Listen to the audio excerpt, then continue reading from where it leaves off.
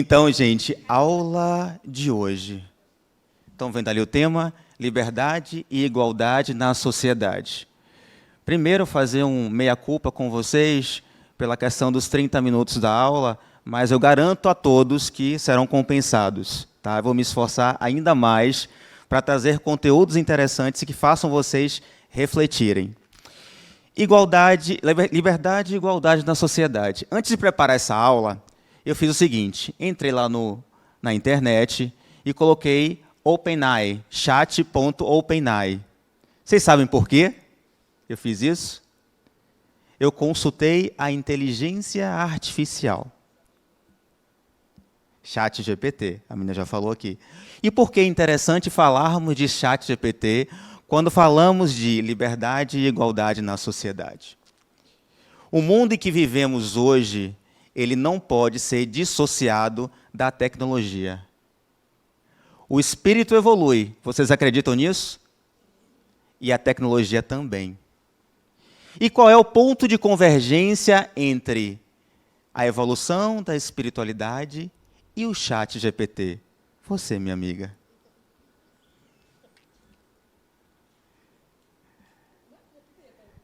A evolução do espírito com a tecnologia e a inteligência artificial. Caramba. Bem, eu usei pouco o ChatGPT, né? Achei assim ele muito eficiente, mas também perigoso. Sim. Então, acho que a título de evolução, ele pode nos ajudar em muitas coisas, mas se a gente também não souber usar, a gente pode regredir em algumas condutas em função do poder que aquela ferramenta tem. Muito bem. Como é seu nome? Ana Cassiara. Ana Cassiara respondeu e respondeu muito bem. O problema nunca foi e nunca será a tecnologia. É o uso que se faz da tecnologia. E eu vou ampliar esse conceito, não só da tecnologia, da religiosidade, da filosofia, das ciências. O que vai diferir o antídoto da dose do veneno é o quê, gente? A dose. Então, eu começo essa introdução de liberdade e igualdade na sociedade para a gente entender o contexto atual que estamos vivenciando. E aí, quando eu fui fazer a aula, eu consultei o ChatGPT e perguntei: liberdade e igualdade na sociedade. E a resposta do ChatGPT não foi muito promissora, porque ela disse que a gente não tem liberdade e igualdade na sociedade. Quem está me dizendo isso é uma inteligência artificial baseada em inúmeras informações de um banco de dados que todos nós consumimos. Mas vamos adiante. Alan Cerqueira, me apresentando para que todos me conheçam, mas quem é essa personagem que fala com vocês?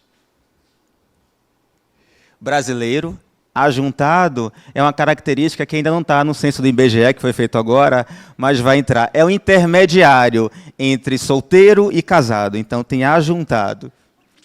Pai, curioso, perfeccionista, virginiano, nativo, passista e comunicador. Aqui foi um dos grandes propósitos que eu encontrei na minha vida e, principalmente, me desenvolver aqui no Centro Espírita Harmonia. Como passista, comunicador, vocês já estão percebendo que eu gosto bastante de falar e é uma das coisas que eu procuro desenvolver junto com a escuta ativa. Porque ser comunicador sem escuta ativa não faz muito sentido. Amoroso, mas nem tanto. Amigo, conciliador, mais provocativo, sempre em busca de aprimoramento. Então, esse sou eu. E vou fazer uma caminhada, eu sempre faço essa caminhada de interação, tá? E vou perguntar para a Viviane, que está aqui, por favor, minha amiga. A aula é sempre assim, tá? Para vocês perceberem, gente, é bastante interativa. Viviane, quem é essa personagem? Viviane Araújo Oliveira, brasileira, divorciada, mãe de 2 preciosidades, amorosa até demais, não sou perfeccionista, trabalho com educação e me divido entre a BR, uma semana em Salvador e uma semana no interior, exatamente por conta das minhas filhas. E me descubro aqui na ULI, nesse espaço de autoconhecimento e profundo aprendizado. E sou muito grata também por esse espaço. E grata à minha amiga Lívia Daniela, que está lá no fundo, na penúltima fila, por ter me convidado a estar aqui. Maravilha. Com ela. Muito bem, Viviane. Mas por que contextualizar quem é essa personagem? Porque eu não posso falar de liberdade e igualdade na sociedade sem saber quem eu? Condição sine qua non. Como é que eu posso agir na sociedade se eu não sei quem eu sou? Alguém aqui consegue fazer essa dinâmica de atuar de forma livre, igualitária, na sociedade, sem saber quem é? Não, Rafaela?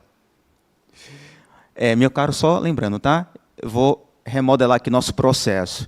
Eu vou precisar de mais ou menos 10 pranchetas. Pode ser? Pronto. Voltando aqui. Então, interessante vocês fazerem esse exercício diário, e aqui é de forma didática, a educadora falou ali em BR, e eu vim da BR agora, educadora, que eu também estou nesse processo de ir e vir. O interessante é que vocês se perguntem diariamente, ao acordar, quem é essa personagem encarnada? E aqui, por que eu não falei do espírito e falei do personagem? Porque esse espírito anima esse personagem. E essa vivência, para mim, hoje é a mais importante. Eu estou na escola da vida. E, para isso, eu preciso ter consciência clara de quem eu sou. Senão, eu não consigo agir de forma livre e igualitária na sociedade. O objetivo da aula de hoje, né? A gente já fez uma introdução. Liberdade, percepção da liberdade e da igualdade como direitos naturais e como bandeiras sociais a se perseguir. Alicerçados nesses objetivos. Vida em sociedade, significado da igualdade, a saúde, educação e habitação, liberdade e sua responsabilidade, Cristo como protótipo. Se eu conseguir que vocês saiam daqui refletindo sobre esses objetivos, a minha tarefa estará cumprida. Então, me ajudem nesse processo, porque eu vou incentivar e fomentar vocês a pensarem, refletirem e opinarem.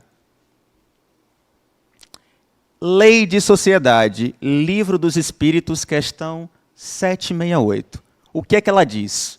O homem, ao procurar a sociedade, não faz mais que obedecer a um sentimento pessoal, ou existe um fim providencial mais geral? O homem deve progredir, sozinho ele não pode, porque não tem todas as faculdades. Necessita do contato dos outros homens, no isolamento ele se embrutece e definha. O homem é um ser social. Eu só aprendo na interação com Ana, na interação com Viviane, na interação com Rafaela. Todas as minhas questões e dificuldades, elas são advindas dessas relações. Então, eu preciso entender claramente que sem o processo social não se faz o indivíduo. E qual é a sociedade mais básica que se encontra quando o espírito reencarna? Mariana. Qual é a sociedade primária que o espírito se encontra quando reencarna? Essa pergunta é fácil. Ó, tem uma resposta ali. Família, muito bem. Joana de Anjos tem uma fala muito interessante que ela diz: a família é a célula máter do organismo social. E por que eu faço esse recorte e trago vocês para essa reflexão? Porque a sociedade, ela começa na família. Se eu quero uma sociedade igualitária, se eu quero uma sociedade livre, eu preciso começar a exercitar esses conceitos na minha família. E nós sabemos que a família é o maior e melhor laboratório do espírito. É ali que eu vou dirimir todas as questões que envolvem o meu processo evolutivo. Quem aqui não tem problema na família?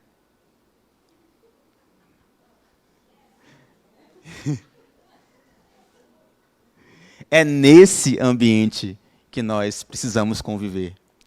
É esse ensaio sobre a cegueira, dizia José Saramago, porque é ali que eu vou projetar todo o meu interesse numa sociedade igualitária e livre. Se eu não consigo fazer esse exercício no micro, eu não conseguirei fazer no...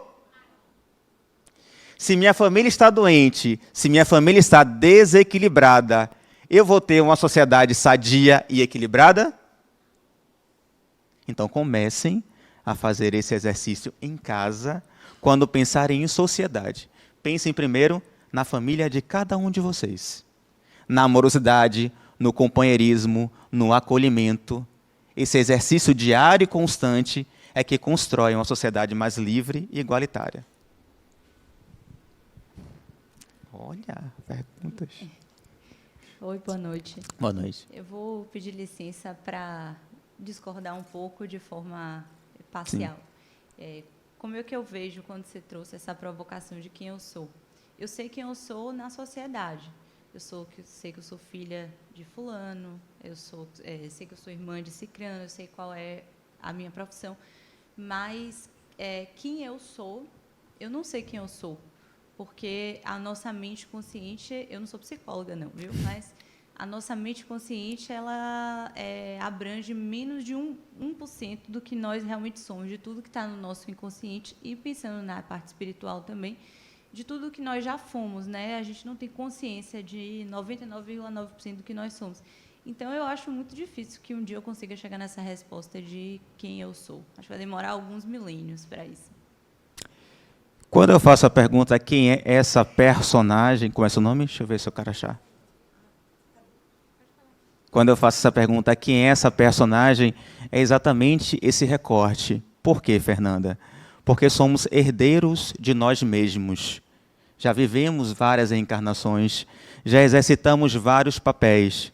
E, de fato, o véu do esquecimento vem como esse advento para que nós possamos agora fazer essa pergunta para quem é essa personagem, Fernanda? Me permita dizer a sua idade, eu sei que isso é totalmente indiscreto. 28 anos. Então, nesses 28 anos, encarnada nesse papel feminino como Fernanda, o que é que você entende que você é? Então, o exercício é esse. Porque esse acúmulo de experiências e de vivências do espírito a cada encarnação compõe esse HD.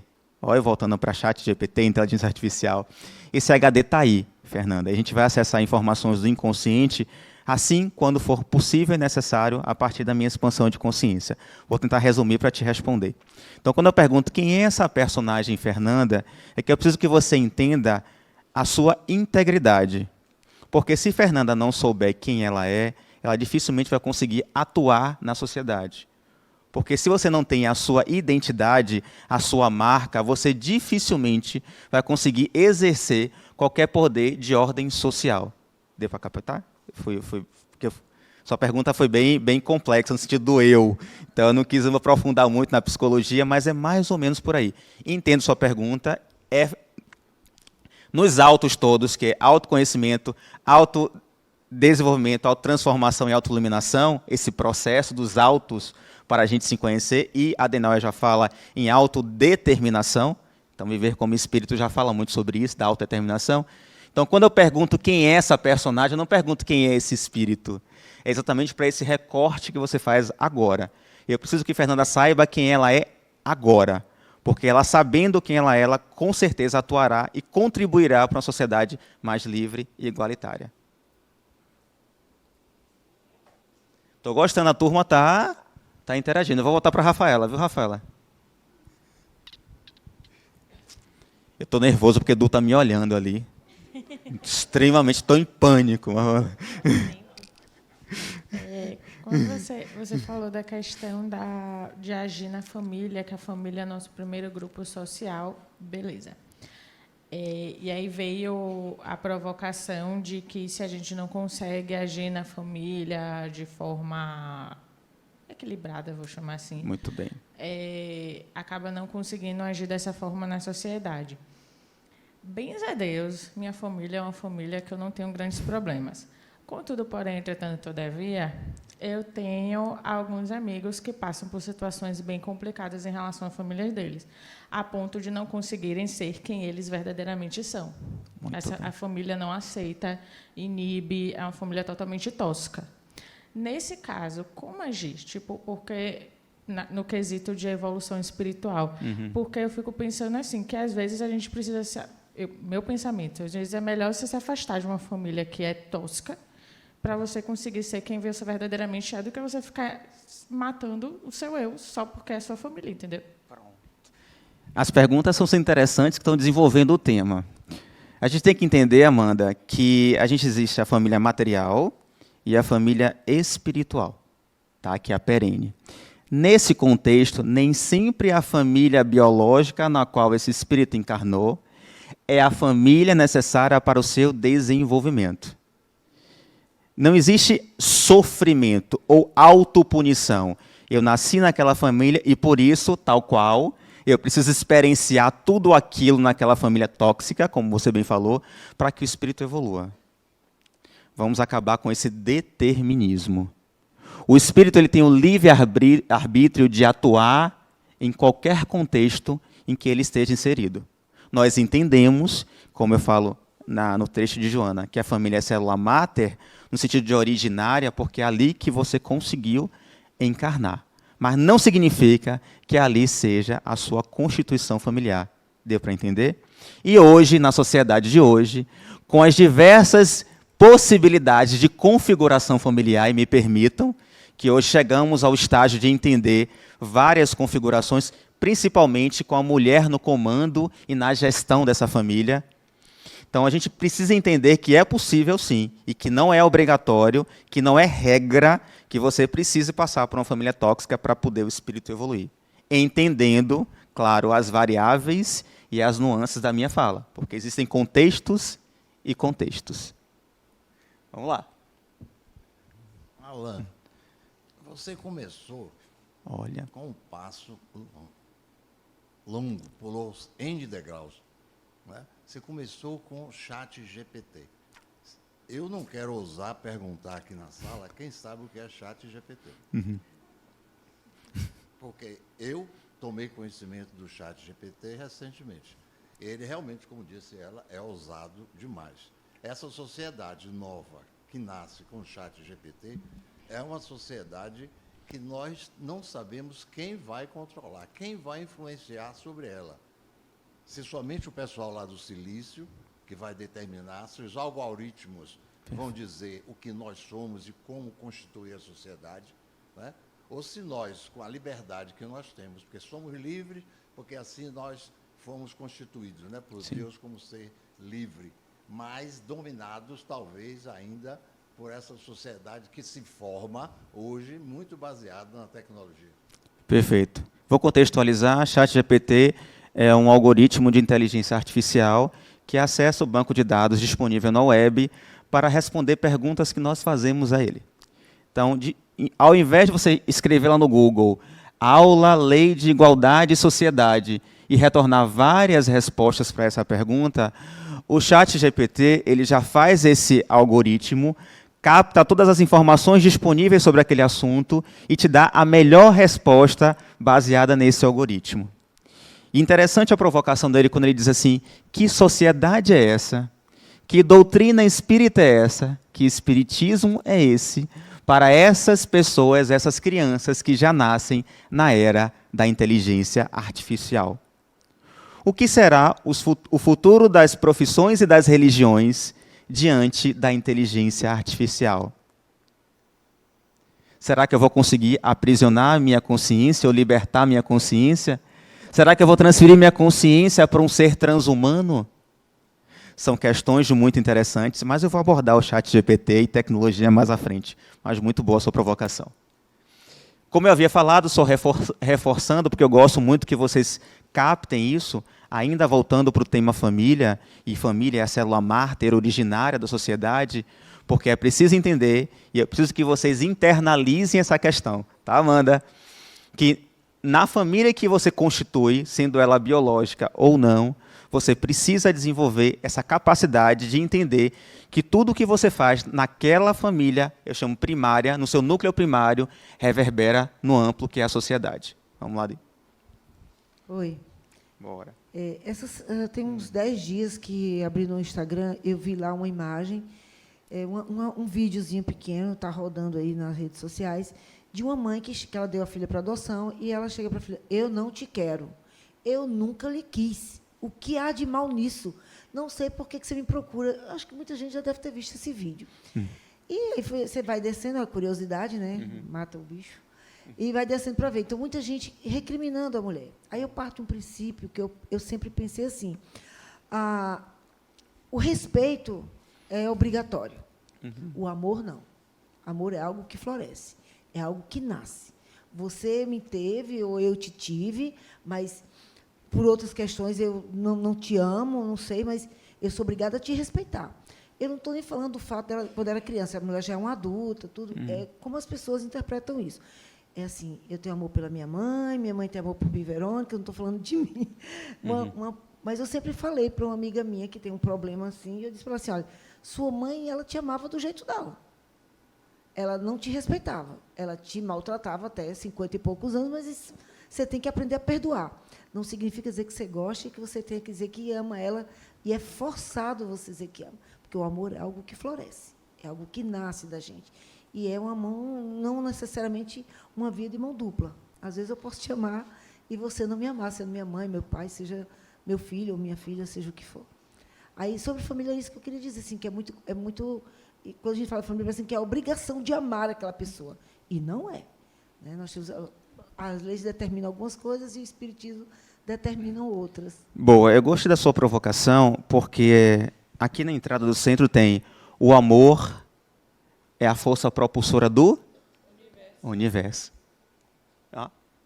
E quando ela fala dessa lei de amor, a gente tem que entender que quando nossos antagonistas, porventura, vêm na mesma família que a gente, tudo isso é para desenvolvermos a lei de amor. Então, existe um processo chamado tolerância. E nesse mundo efêmero, corriqueiro e autômata que nós estamos hoje, dificilmente as pessoas param para entender ou para se dedicar ao verdadeiro amor. Alan, você está sendo condizente com essa mãe que renegou o filho? Claro que não. Mas existe na mãe um aprendizado e também existe no filho um aprendizado com relação à lei de amor.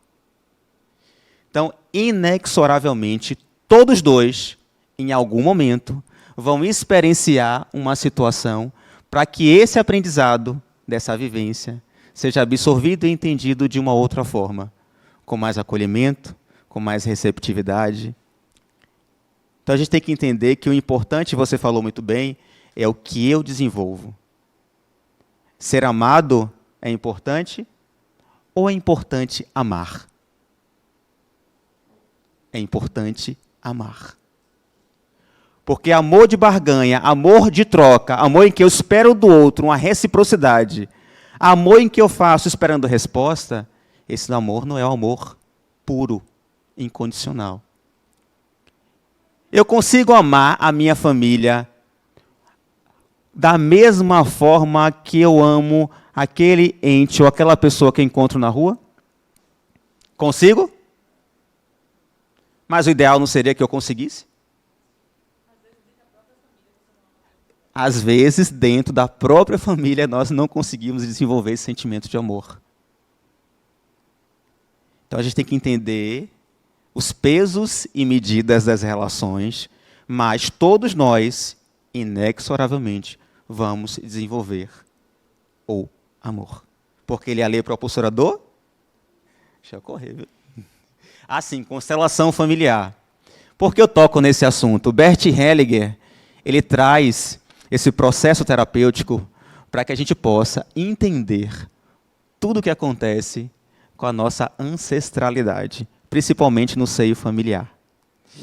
Então, quem tem a oportunidade, ou quem não teve contato com o conteúdo, pesquisem sobre isso, porque é muito interessante. A constelação traz esse exercício de entendermos quem são os nossos pares, o porquê do meu comportamento, o porquê da minha predisposição, da minha tendência. E muito do meu temperamento, do meu comportamento hoje é baseado na minha ancestralidade. Porque eu ajo dessa forma, porque eu penso assim, porque eu me comporto desse jeito. Se você constelar, você vai começar a entender essa tendência, essa predisposição.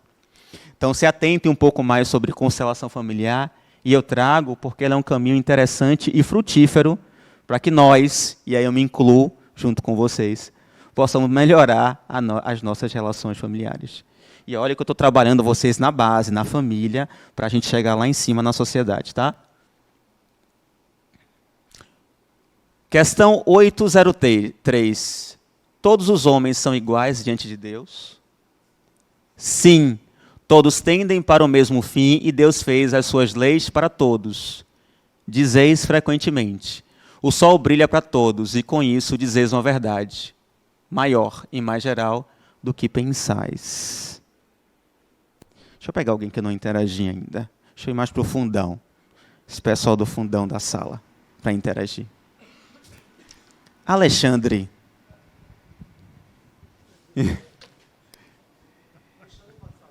Gosta? Tá. Meu caro, eu sou igual a você? Depende do ponto de vista. Né? Vamos lá. Você é uma pessoa diferente de mim em vários aspectos, mas perante a Deus nós dois somos iguais. Frase de caminhão, gostei. Frase de caminhão, exatamente isso. A gente ensaiou, tá, gente? Eu fiz o Pix para ele, fique tranquilo. Tá tudo ensaiado, tá tudo aí no script, tá? A introdução da aula, esse encaminhamento, o Alexandre respondendo direitinho. A Amanda também aqui já fez a pergunta certinha. O Pix já está entrando na conta de todo mundo, tá? Mas o interessante é isso. Quando a gente fala de igualdade, a gente fala em essência, como seres e como espíritos.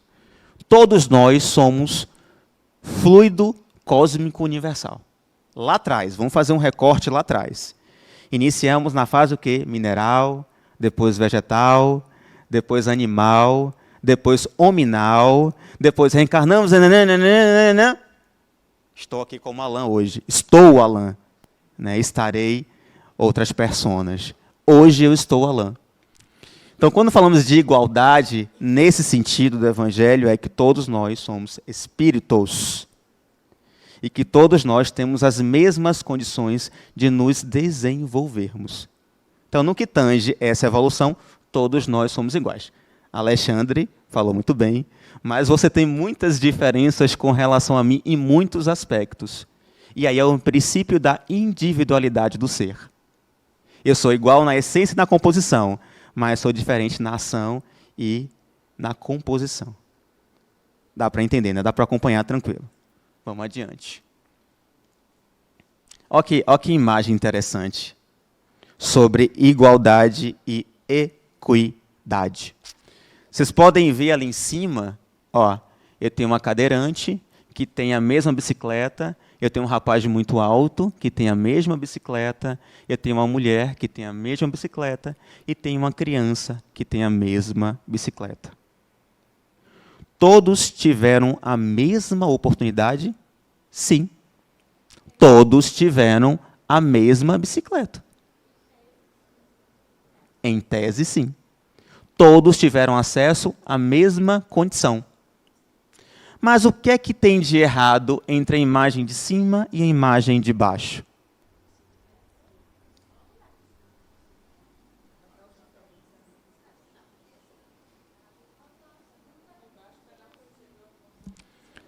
Exatamente. Algumas pessoas balbuciaram aqui algumas coisas que são bem interessantes. Apesar de eu ter tido condições iguais, condições de igualdade em cima, eu tenho desigualdade. Porque as condições que foram dadas não foram adaptadas às minhas necessidades. Então, ali em cima, apesar de em condições iguais, a cadeirante está em desvantagem. O rapaz alto está em desvantagem. A criança está em desvantagem. Minha amiga quer falar aqui. Isso. Porque, assim, tem uma frase que diz assim, tratar os iguais de forma igual e os desiguais de forma desigual na medida de suas desigualdades. Porque não dá para partir do princípio de que todos têm uma mesma linha de partida, não. É o que acontece. Na metade de cima, é tratar os iguais de acordo com as... É tratar os iguais de formas iguais. Só que não são iguais. E as particularidades não foram vistas. Perfeito. Porque a criança é mais baixa do que o adulto, o cadeirante paraplégico não pode movimentar as pernas, e a pessoa é maior do que a bicicleta. Então... Muito bem, para a gente entender. Mas eu vou trazer uma reflexão mais importante para todos vocês, que é a seguinte. Nas nossas relações, no que tange à sociedade, nós tratamos as pessoas com igualdade ou com equidade? Sejam sinceros. Então, falta-nos equidade. Tratar, entender, respeitar o outro na sua, como minha amiga falou, condição, na sua necessidade. E aqui na sociedade que nós temos, extremamente heterogênea, cada um tem uma necessidade diferente. Então, o ideal seria ter uma bicicleta adaptada para cadeirante, ter uma bicicleta mais alta para o rapaz que é mais alto, ter uma bicicleta menor para a criança, e a mulher leva vantagem, né? Ela está bem nos dois, tanto na igualdade como na equidade. Mas as mulheres dominam o mundo, aí é outra história, eu não vou entrar nessa seara, não. Devemos buscar o nosso olhar ao observarmos a equidade nas nossas relações sociais. Só reforçando aí a frase que eu acabei de falar com vocês e como minha amiga colocou ali muito bem. Tratar todos conforme a sua necessidade.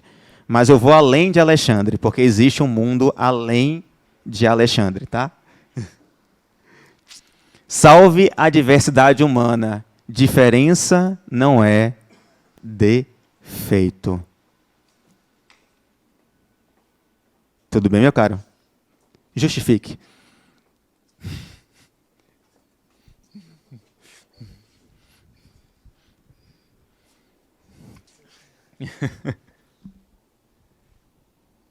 Na verdade, não tem muito o que justificar, né? É como a nossa colega ali na frente falou, é respeitar cada um do jeito que ele é e oferecer oportunidades iguais a todos, porque todos são diferentes.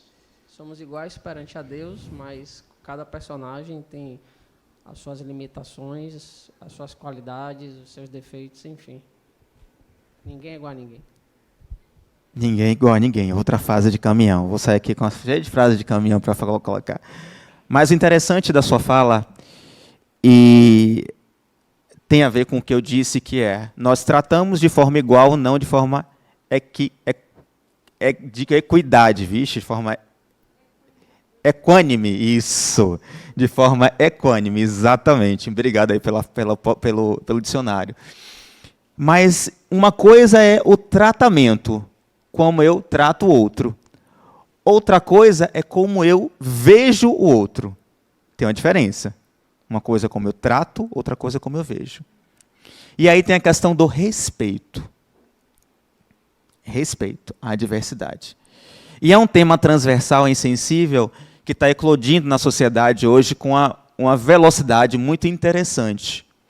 Eu vim de uma década em que, em certos conceitos, quando se falava de transgeneridade, quando se falava de homossexualidade, homoafetividade, que eram questões extremamente difíceis de discutir na sociedade. Mas e quando é na sua família? Seu irmão, sua mãe, seu pai, seu filho? Qual é o entendimento que eu tenho? Porque eu falo em igualdade, eu falo em equidade, eu falo em liberdade na sociedade, a liberdade do outro se expressar e ser como ele é. E por que eu não consigo ainda aceitar? Porque os números e as estatísticas contrapõem nosso discurso. Porque todos nós buscamos uma sociedade mais livre e igualitária. Mas e o exercício na prática disso? Como funciona? Então, eu quero que cada um de vocês reflitam sobre a postura que vocês têm hoje na sociedade, com esses temas transversais, com um tratamento igualitário ou equânime diante da diversidade. Porque o que é diferente a mim causa estranheza. E eu tive um exemplo muito real disso, porque eu tive um amigo meu que viajou para o exterior, a gente passou mais de 15 anos sem nos ver, e por um intermédio de uma outra pessoa que fez a ponte, né, resgatou essa amizade, ele voltou para o Brasil, mas já não era Carlos, era Cíntia. E quando eu me deparei com aquela situação, eu tive muita dificuldade em absorver aquilo, porque eu ainda era ignorante no assunto. Eu não conseguia perceber que aquele Carlos que eu brinquei, que eu corri, que eu fiz, que aconteceu e tal, agora é Cíntia. E aí, cabe a nós fazer essa reflexão, porque eu fiz essa reflexão, porque foi muito difícil para mim entender e aceitar, e depois eu tive um insight que não era nem entender, nem aceitar, era respeitar. Mas isso vem com o tempo e com a busca do conhecimento. Então, o que vai nos tirar dessa inércia com relação aos temas transversais de liberdade e igualdade na sociedade tem a ver com a diversidade.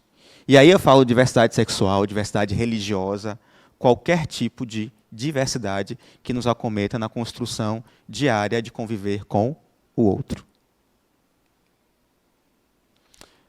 Passando de um mundo superior a outro inferior, conserva o espírito integralmente as faculdades adquiridas? Deus permitiu, porém, que os espíritos em graus diversos de desenvolvimento estivessem em contato para que os mais adiantados pudessem auxiliar o progresso dos mais atrasados e também para que os homens, necessitando uns dos outros, compreendessem a lei de caridade que os deve unir. Só para corroborar aí a fala que nós acabamos de discutir aqui, de interagir, que é no momento que eu busco informação, esclarecimento, e eu detenho essa informação e esse conhecimento, é a minha condição natural passar isso adiante. Então, hoje, se eu conversar com alguém sobre o tema de transgeneridade, eu tenho muito mais informação e esclarecimento para conseguir dar para essa pessoa que também tem dificuldade no entendimento sobre o assunto. E aqui já falamos de igualdade, de equidade, de temas transversais. E são temas sensíveis, mas que a gente precisa se atentar e buscar sempre, gente, conhecimento. É uma fonte inesgotável de expansão de consciência. O conhecimento ele abre portas para caminhos não previstos por nós mesmos. Porque o que eu sei limita quem eu sou. O que eu não sou está no que eu não sei. Então vamos buscar esclarecer, porque esse é o caminho. E a doutrina espírita nos convida a isso, né? A estudar, disciplina, como diz Emmanuel. O julgamento de Frinéia chegou nas mulheres. Não sei se vocês conhecem Frinéia, lá 4.400 anos antes de Cristo, essa mulher é extremamente inteligente e influente na sociedade grega. Só que as mulheres, naquela época, eram subjugadas à submissão aos homens. Não muito diferente ainda da sociedade de hoje. Estou falando de 4.400 anos antes de Cristo. Mas vamos voltar para a Grécia. Lá existia a Frinéia, e ela era, como é que eu posso falar, uma palavra sutil, que condiz com todo o contexto do que ela era. Ela era uma cortesã. Só que ela era extremamente influente, inteligente, ela entendia de política, de filosofia, e ela começou a se destacar na sociedade. E Pérides, que era um dos seus clientes, que gostava muito dela, alertou que algumas pessoas da sociedade queriam tirar Frinéia do mapa. Porque ela estava ganhando tal notoriedade e poderio financeiro, porque ela se envolvia com as pessoas de mais influência na sociedade. que ela começou a incomodar na sua trajetória de construção. E aí, eles armaram para ela uma cilada, para que ela fosse acusada, na época, de ser contra a sociedade, de cometer atos que eram contra a sociedade. E aí ela foi para julgamento. E Pérides, lembra um dos clientes dela, era, na época, quem a defendeu no réu e no julgamento. E o interessante disso tudo é que não tinha como ela ser absolvida. Porque toda a sociedade, os juízes, todas as pessoas que estavam ali, estavam dispostos a condená-la. E aí vem o pulo do gato. No meio do julgamento, e ela era conhecida, fazer um recorte aqui do processo, por ser muito bela, muito linda. E aí, no momento súbito, aqui eu vou dar um pulo na história para a gente chegar no final, e Pérides disse o seguinte: eu não tenho mais argumentos para contrapor as acusações. E aí ela foi para o seu último ato no júri, para a sentença ser deferida, quando Hipérides chega perto de Frinéia e puxa a sua roupa. Frinéia fica nua no tribunal. E, resumindo a história, ela foi absolvida. Mas como assim, Alan? Como ela foi absolvida? Ela estava nua no tribunal. Porque na Grécia Antiga, tudo que era lindo, tudo que era belo, não podia ser ruim. Logo, Frinéia era uma pessoa boa. Olha que louco, gente. 4.400 anos antes de Cristo. Numa sociedade de aparências, onde o parecer ser é mais importante do que o ser, nas redes sociais de pessoas felizes, sorridentes, bem-sucedidas, lembrando que o problema não e nunca será a tecnologia nem as redes sociais, mas o uso que se faz delas. Como eu consigo liberdade e igualdade numa sociedade que vive de aparências? Como Frinéia, hoje, ainda continua sendo julgada pela sociedade. Eu fiz esse recorte para parecer absurdo o lapso de tempo. Estou falando de 4.400 anos antes de Cristo. E ainda hoje, tem alguma similaridade com a história de Frinéia, com os tempos atuais?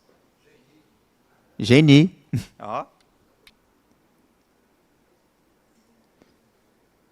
Olha que interessante. Como a gente muda pouco ao longo dos anos. Como quando eu trago lei de igualdade e sociedade, ainda é difícil internalizar esses processos, ao menos respeitar o outro na sua diversidade, na sua característica, porque isso ainda é tão difícil.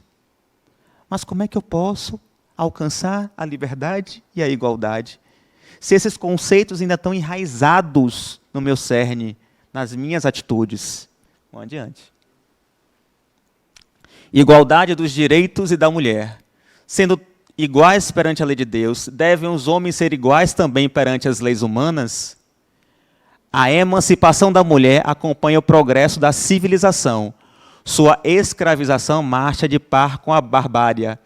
Os sexos, além disso, só existem na organização física, visto que os espíritos podem encarnar nu e noutro. Sob esse aspecto, nenhuma diferença há entre eles. E aí devem, por conseguinte, 3 pontinhos. O que difere Alain de Mariana?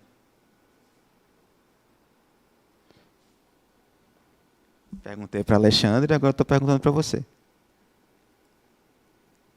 Que agora você é uma mulher e eu sou um homem, nessa apresentação. O que me difere de você, Mariana? A mesma resposta, né, que ele deu. Nós somos personagens diferentes, porém, perante as leis de Deus, somos iguais, né? Mas eu queria muito que você, Mariana, fosse essa emancipação que está dito ali no Evangelho, no Livro dos Espíritos, há muito tempo atrás. Qual é o papel, vou refazer a pergunta então, tá? Qual é o papel da mulher hoje na sociedade? Olha que pergunta. Hoje, eu acredito que o papel, independente do sexo, seja o mesmo, né? Tanto do homem quanto da mulher. Muito bem. Eu fiz uma cilada, mas você caiu bem. Você não caiu na cilada, você foi pelo caminho certinho. Que essa posição feminina e masculina, ânima e ânimos, precisa exercitar a equidade. Não existe um mais importante do que o outro.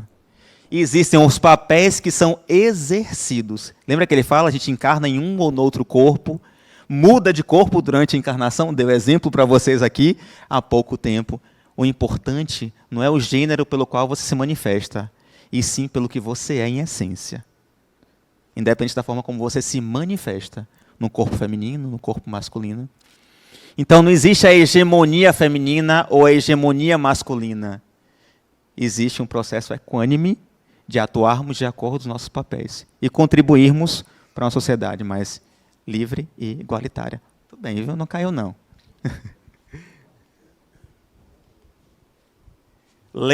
É lei da natureza a desigualdade das condições sociais? Não. É obra do homem e não de Deus. Eu costumo dizer que a topografia baiana ela é bem interessante, principalmente Salvador, né? Você tem muito planalto e muita planície. Aí você tem um prédio maravilhoso, chiquérrimo, high society, e aí do lado do prédio você tem uma favela imensa. É assim, uma realidade muito dispare. Um do lado do outro. Se você passar por Salvador, ela tem uma geografia muito, muito peculiar nesse sentido, né? Então, essa desigualdade de renda, de valor que nós temos hoje na sociedade, ela permeia uma ação de falta de gerenciamento do próprio homem. Porque recurso tem. Recurso tem. Para que todos comam, todos bebam, todos tenham habitação, saúde, recurso tem suficiente. Eu diria mais do que o suficiente.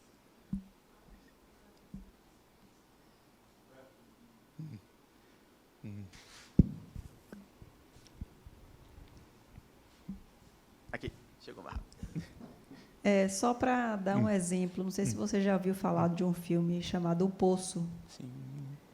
que é bem isso, né? Eles colocam um alimento que dá para todo mundo, é uma cadeia com vários andares para baixo, só que as pessoas que estão no topo comem e acabam com tudo, defecam, urinam, e se não fosse assim, teria comida para todo mundo. Então, Pra mais você... um motivo, né? O ser humano... Como é seu nome? Leila.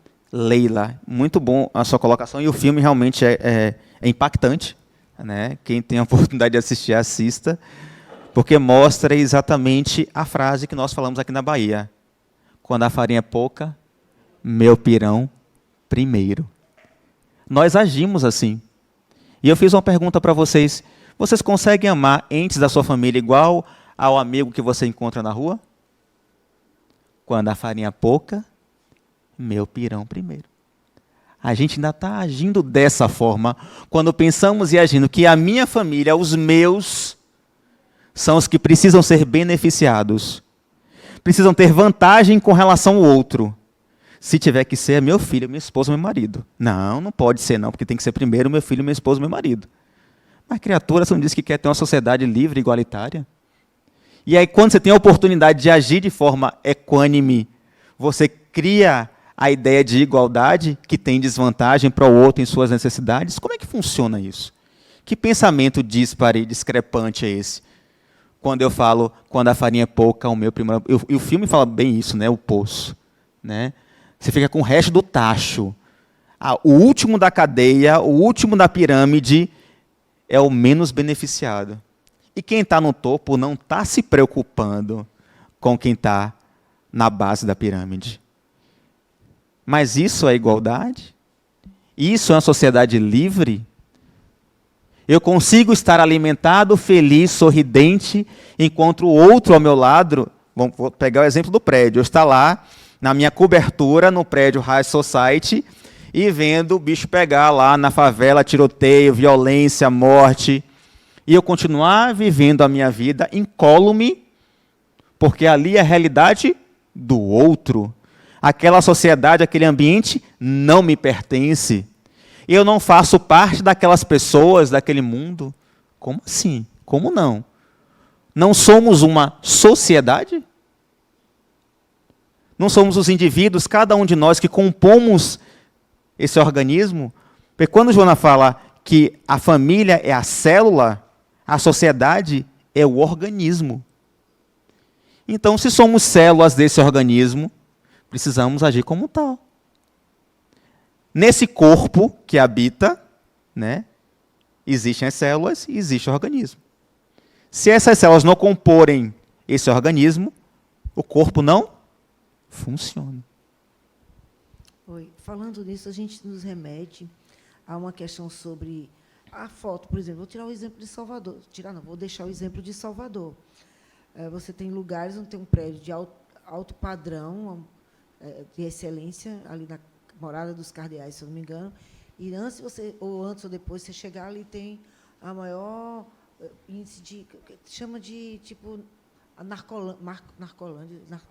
narcotráfico ali, porque as pessoas mais humildes possíveis que moram ali ficam se drogando o tempo inteiro.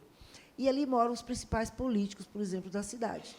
Muitos deles moram ali, que passam todos os dias. E eles veem, porque nós temos uma coisa na nossa sociedade predominante, que além da farinha pouca, meu pirão primeiro, é 3 vezes primeiro meu pirão. Muito bem, 3 vezes meu pirão primeiro. Interessante isso. Mas vivemos aqui, né? Chegamos até aqui, estamos hoje, na segunda-feira, a aula da ULI, e vamos voltar para nossas casas, boa parte de nós aqui, confortável, bem agradável, com certa segurança, numa condição realmente equilibrada no contexto social, comparando com a maioria. Mas por que esses fatores não me movem a agir de forma diferente? Alan, eu estou com o microfone e vou falar. Vamos lá. Alan, algumas pessoas se movem de maneira diferente. Né? Sim. E, às vezes, os mesmos. Nós notamos, por exemplo, aqui o Lar Harmonia, né? Trabalha no sentido de diminuir as desigualdades, promover a equidade, Sim. Né? Com diversas ações. Há outros cristãos, católicos, etc, etc. Porém, quando a gente lê aquela pergunta última, algum dia essa desigualdade desaparecerá? Aí nós ficamos olhando, você falou em 400 e tantos anos antes de Cristo, Frinéia, né, aconteceu aquilo. Aí a gente se pergunta, quando que isso vai acontecer? Como que a gente vai pensar... Vou fazer o Pix dobrado. O Pix vai ser dobrado para você. Que é interessante. Essa pergunta dele tem a ver com minha contextualização do segundo item que está ali no slide, que é o seguinte. Quando nós começaremos a agir e pensar de forma diferente?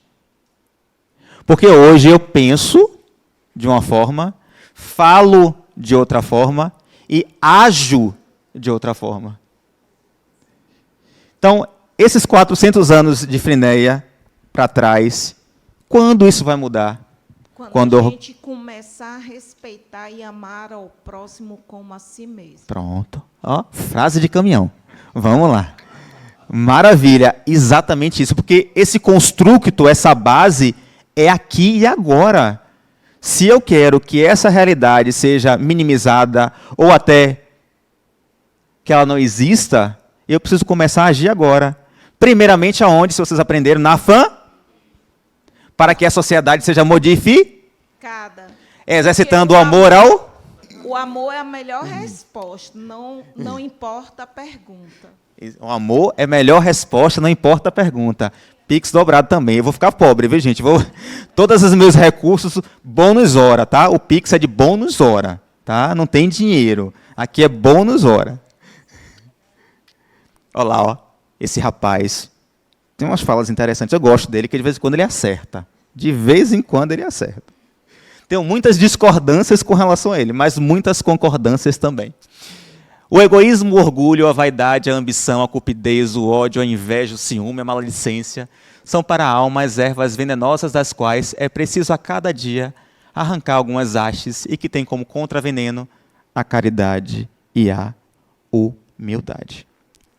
Eu costumo dizer que para contrapor essa fala de Kardec, ele mesmo, lá no Evangelho segundo o Espiritismo, capítulo 17, sede perfeitos, virtudes do homem de bem. Vamos lá, dê uma olhadinha. Evangelho segundo o Espiritismo, capítulo 17, sede perfeitos, item, o homem de bem. Lá tem 3 páginas. Eu não consegui ler o primeiro parágrafo. Tem 3 páginas da virtude do homem de bem. Mas dá para a gente começar a fazer esse exercício, como meu amigo diz, de transformação a partir desse referencial. Porque eu vou trazer Emmanuel, ele diz assim, ó, evolua a criatura, evolua a ente, criatura, nem que seja 1 milímetro nessa encarnação, mas evolua. Então, bora fazer um esforço, um pouquinho, 1 milímetro é pouco, né? Parece pouco, mas sempre adiante, sempre avante, sempre com esses ideais de construção de uma sociedade mais livre, mais igualitária, baseada nas premissas que nós temos hoje. Então, o Pentateuco, quem não leu ainda, não vai para o céu. Eu tomo o Pix de volta. Pentateuco, Livro dos Espíritos, Evangelho segundo o Espiritismo, Livro dos Médios, a Gênese e Céu e Inferno. Quem não tiver essa bibliografia, e eu vou facilitar, já existe audiobook. Audiobook. Ouve no carro, ouve em casa, não tenho paciência de ler, não... audiobook. Mas essa construção e esse entendimento desses 5 livros básicos da codificação te ajudam a entender melhor as questões que vamos discutir ao longo de toda a ULI.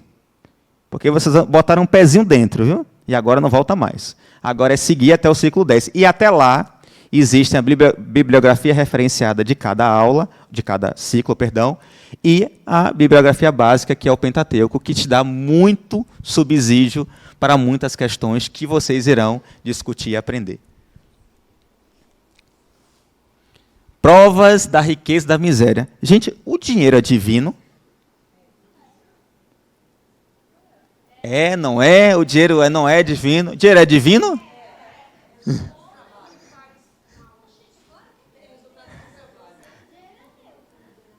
Ó, o dinheiro é neutro, gostei. Ela foi ali no meio termo.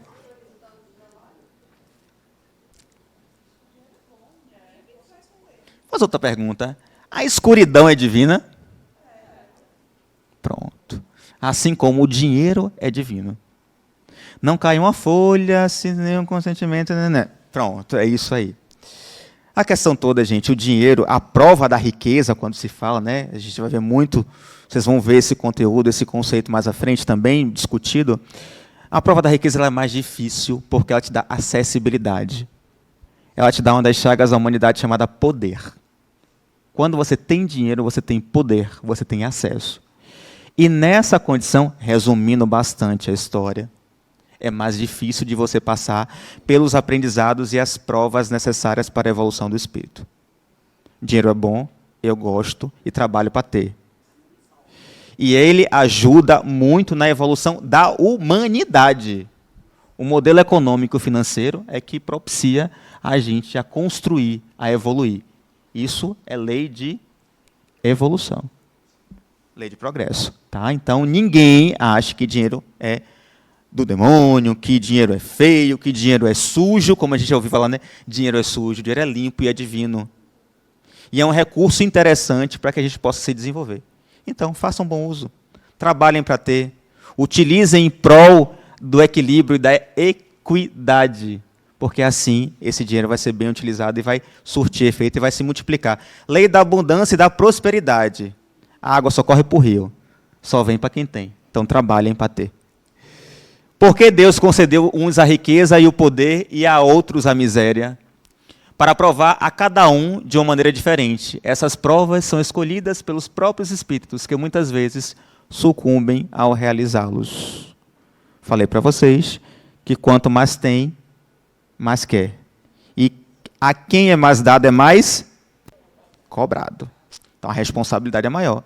Se tu teve acesso a tudo que poderia ter tido acesso, e não soube utilizar os recursos. Parábola dos talentos. Fizeste o quê com o que eu te destes? Então vamos pensar sobre isso. Alguém falou em dinheiro, alguém levantou a mão. Algum empresário, quem é? Vamos lá, empresário. Vamos lá. Eu sempre tento buscar a situação pelo lado espiritual da coisa, tá? Uhum. Como diz você, tem uma frase de caminhão que fala fora da caridade não há salvação, correto? Sim. No espiritismo, não é isso? E quer dizer que o pobre, se não fizer uma doação, ele não está sendo caridoso, porque acho que caridade não depende só de dinheiro. Existem vários tipos de caridade. Você tem uma palavra amiga, um ombro amigo, você está sendo caridoso com aquela pessoa de alguma forma. E aí eu volto para um outro quesito que eu acho que mistura um pouco aí de política, de tudo aí, né? Mas vamos lá. Você falou da desigualdade social, eu concordo que existe, mas, mais uma vez, eu quero voltar para o lado espiritual. Uma pessoa que está ali, não tem também facilidade na vida, trabalha, estuda, se abdica e constrói uma vida, né? E vai morar onde você falou ali no prédio chique, do lado da favela. Aquela pessoa passou pela mesma situação que todos, porém, ela se esforçou, se abdicou, estudou e tentou evoluir. E ao fato dela morar no prédio chique ali e não doar ou não dividir o que é dela, ela está sendo pior perante a Deus, porque tipo assim, o certo seria ela pegar o pobre e botar dentro de casa, ou então vender o apartamento e dividir o dinheiro, porque falar é fácil, todo mundo fala que tem que fazer, mas fazer ninguém faz. Muito bem, Daniel. Vamos lá. Caridade moral e caridade material. Concordo com você que existem diversas formas de exercitar. E eu nem gosto tanto da frase, fora da caridade não há salvação. Acho que é fora da espiritualidade não há salvação. Mas é uma briga minha com Kardec, depois eu conto para vocês a história. Gosto sim da sua provocação, Daniel, e acho importante. Mas o que é a caridade em si? É quando eu me dou ao outro, lembra que o homem é um ser social, da forma mais pura e sem interesse. E essa caridade pode ser feita por qualquer um de nós, independente da condição financeira e da condição social. Partindo desse pressuposto, o pobre, hoje, isso aí é estatística, tá? São as pessoas que são mais acolhedoras e caridosas. Mas como assim? Quem tem mais não deveria ser mais caridoso porque tem mais? Porque quem tem menos é que estende a mão ao outro que tem menos. Lembra? Sociedade equânime, não igualitária. E ele falou, emendando aqui já para a segunda questão, que ele falou, quer dizer que eu trabalhei, me esforcei, comprei meu apartamento High Society, lá nos Cardeais, estou lá vivendo, estou bem, sempre fui uma pessoa honesta, nunca tive problema nenhum com ninguém, sempre trabalhei justamente, fui íntegro, tenho minha família. Quer dizer que se eu não doar eu vou para o inferno, eu vou ser punido ou eu não vou evoluir espiritualmente? Vamos e venhamos. Quando falamos de uma sociedade equânime, e aqui eu falei para vocês que nós dispomos de todos os recursos para que todos comam, vivam, bebam, se alimentem, tenham uma casa, uma moradia, tudo isso é condizente. A sua ideia é que tem uma vertente nas ciências que fala de socialismo, né, que tem essa ideia de tudo tem que ser doado e tudo tem que ser compartilhado entre todos. Tem os seus prós e tem os seus contras. Levando para o lado espiritual, quando a gente vê no Evangelho que o homem é um ser social e ele evolui a partir da interação do outro, é entender o outro e respeitar na sua necessidade espiritual e material. Então, se eu tenho mais, é sugerido que você compartilhe o seu mais com quem tem menos, para que todos, de alguma forma, busquem o equilíbrio. Eu estou resumindo porque entra na política, entra socialismo, entra em divisão de renda, entra em temas muito polêmicos, mas eu fiz um recorte, mas eu entendo, e a fala dele é pertinente e é real, porque se eu tenho uma vida, uma construção reta, no sentido da integridade, no que caracterizamos como reta, né? Tem isso também. O que é certo ou errado, isso a filosofia explica que não é bem assim. Mas se dentro de um contexto social do bom senso ou do consenso, em que eu vivi uma vida reta e eu preciso doar para ser um espírito melhor, quem acha que esse determinismo é real e precisa ser feito para que o espírito evolua? Levante a mão. Quem acha que, para que, além disso tudo, ser uma pessoa reta, trabalhar, ganhar dinheiro, viver bem, e não doar, isso prejudica a evolução do espírito? Acha? Quem é que acha que prejudica a evolução do espírito? Quem mais? Quem mais? Quem mais? Pronto. Pronto. A nossa amiga respondeu de forma filosófica outra frase de caminhão.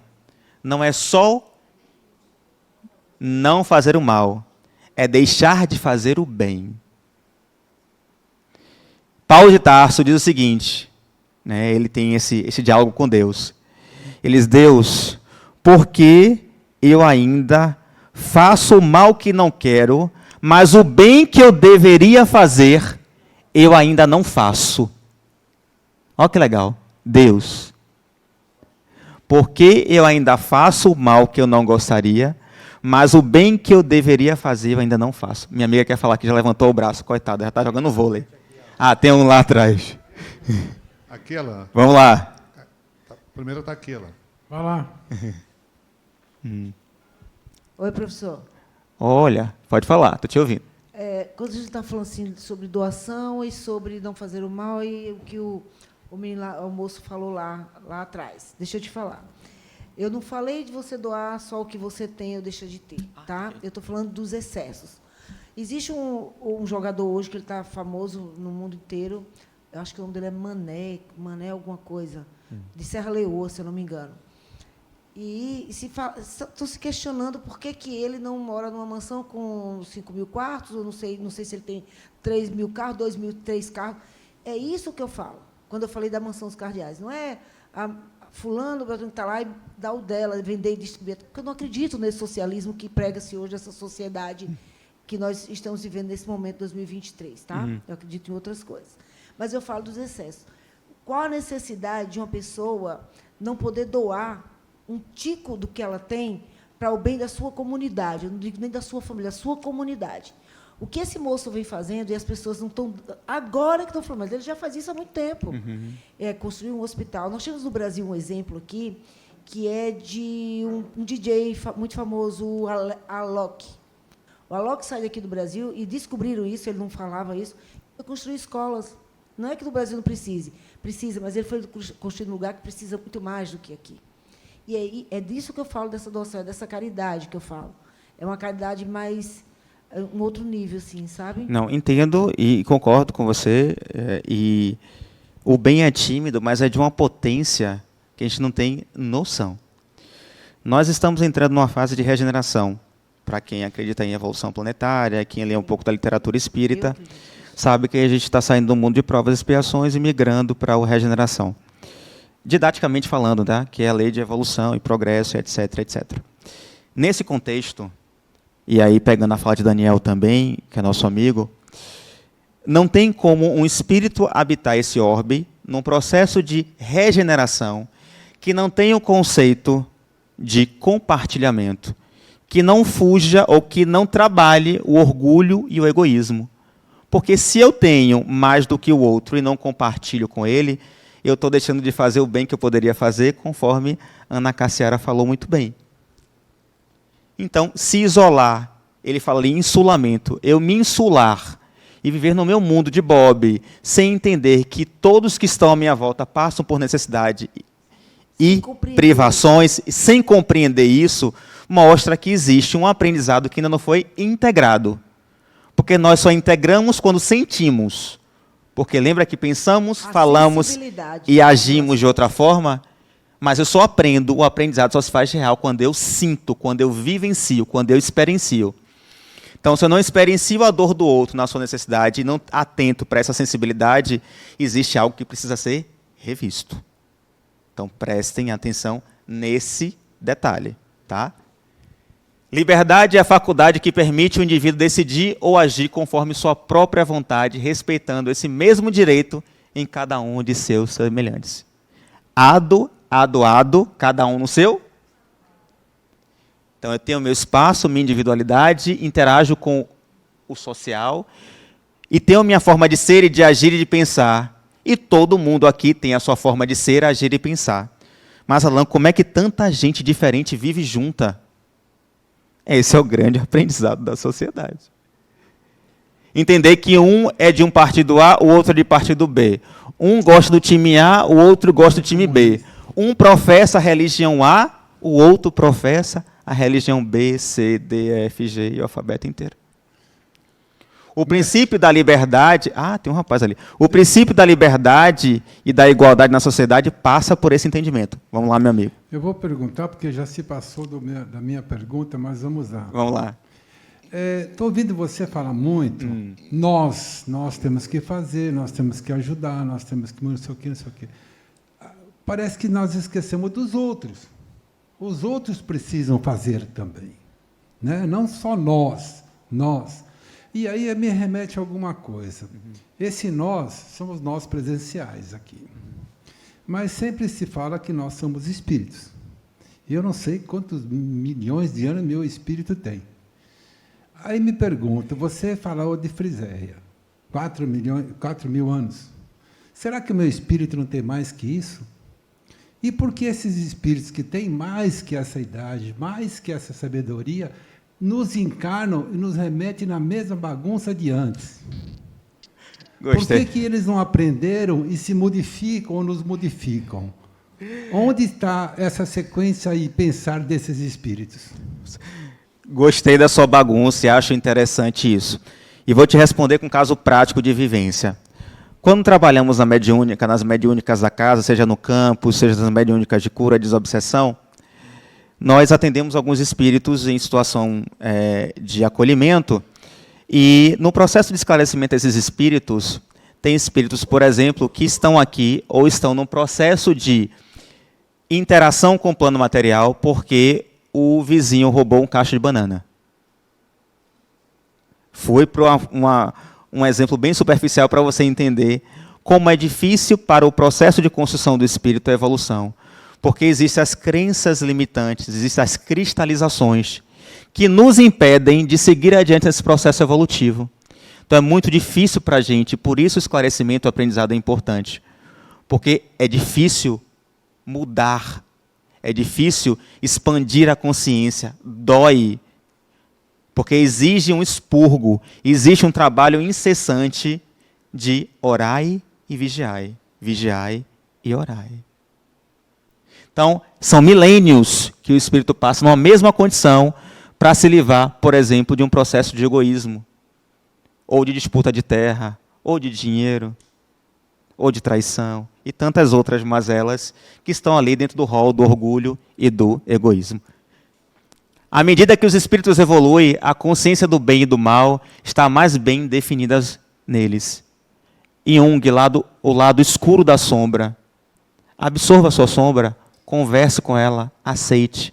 É o melhor caminho para você conseguir ressignificá-la. Busque o equilíbrio, não a perfeição.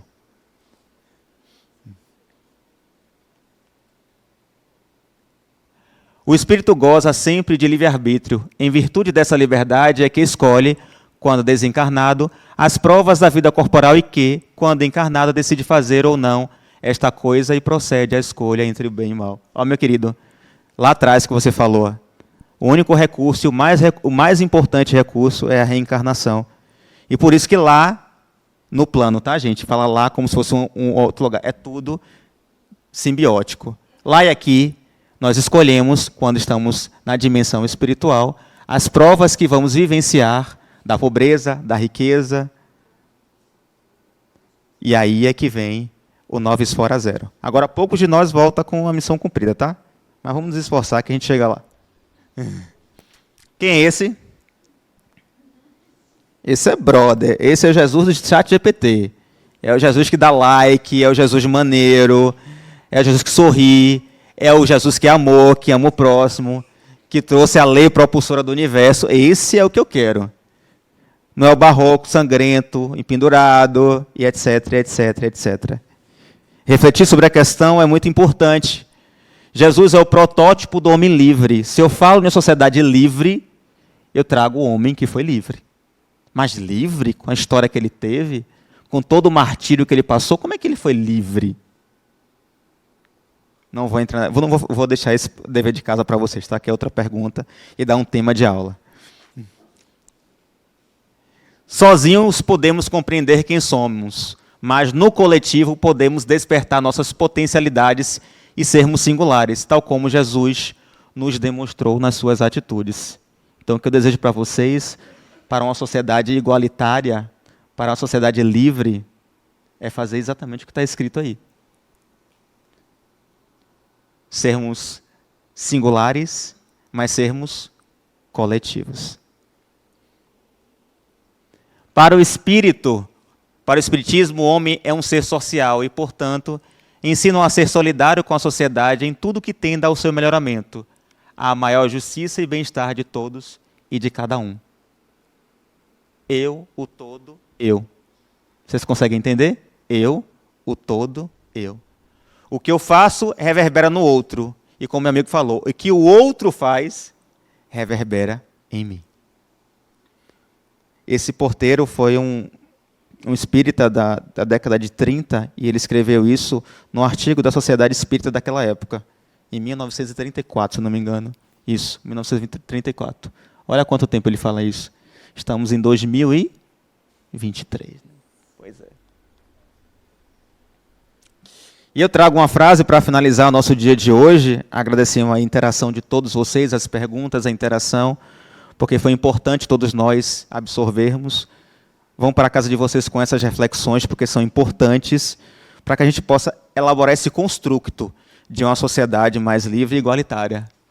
E aí Adenauer fala no Voo do Espírito, a cada encarnação, integrando habilidades, o espírito vai se adaptando à dimensão em que vive suas experiências, vencendo desafios e prosseguindo sua jornada. Então eu convido vocês a começar onde está, usar o que tem e fazer o que vocês podem. Assim caminharemos para uma sociedade mais livre e igualitária. Um abraço no coração de todos vocês. Boa noite.